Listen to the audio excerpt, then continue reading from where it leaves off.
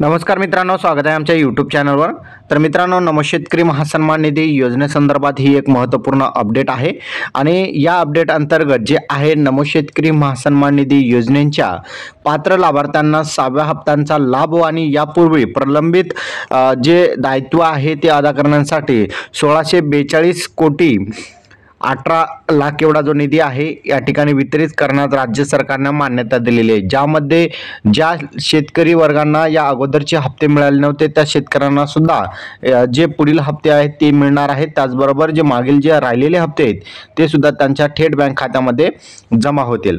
तर यामध्ये बघितलं तर यामध्ये तुम्ही बघू शकता, महाराष्ट्र शासनाच्या कृषी पशुसंवर्धन दुग्ध व्यवसाय विकास आणि मत्स्य व्यवसाय विभाग यांच्या मार्फतचा हा 26 जानेवारी 26 मार्च 2025 रोजीचा हा GR आहे।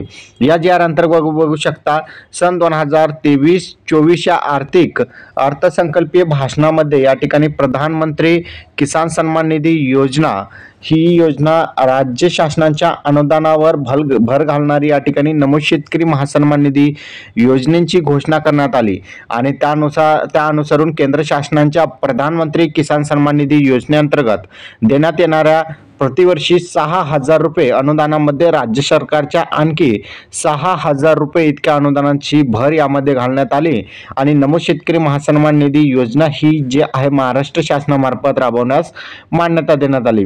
सदर योजनेअंतर्गत लाभार्थ्यांना लाभ अदा करण्यासाठी एक व राज्यस्तरावर स्थापन करण्यात येणाऱ्या राज्य प्रकल्प संनियंत्रण कक्षांच्या प्रशासकीय खर्चांसाठी एक अशी एकूण 2 स्वतंत्र बचत खाते या ठिकाणी उघडण्यास राज्य सरकारने मान्यता दिलेली होती।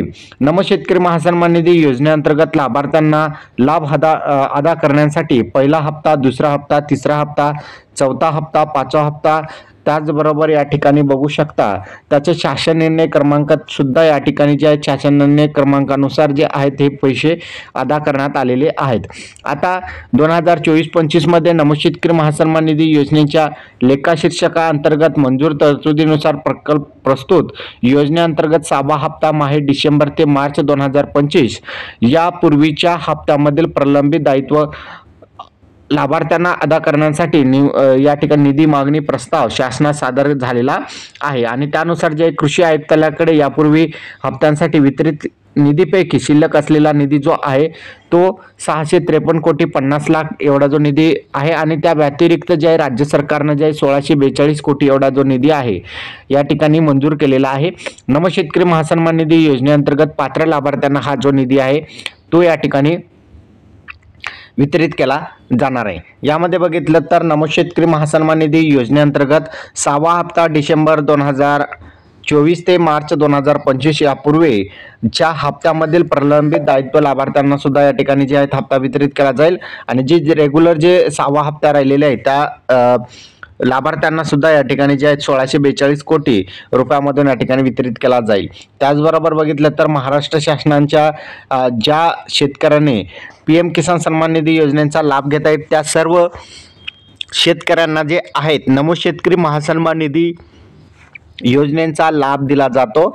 जर तुम्ही अद्यापपर्यंत KYC केले नसेल, तुमच्या बँक खात्याला आधार नंबर लिंक नसेल, या बाबी पूर्ण करून घ्या जेणेकरून तुम्हाला जे आहेत नमोशेतकरी महासन्मान निधी योजनेचा हप्ता जो आहे थेट तुमच्या बँक खात्यामध्ये लवकरात लवकर जमा होईल। यासाठी निधी राज्य सरकारमार्फत वितरित करण्यात आलेला आहे आणि हा निधींचा उपयोग आता लाभार्थ्यांच्या बँक खात्यात पैसे वितरित करण्यासाठी केला जाणार आहे।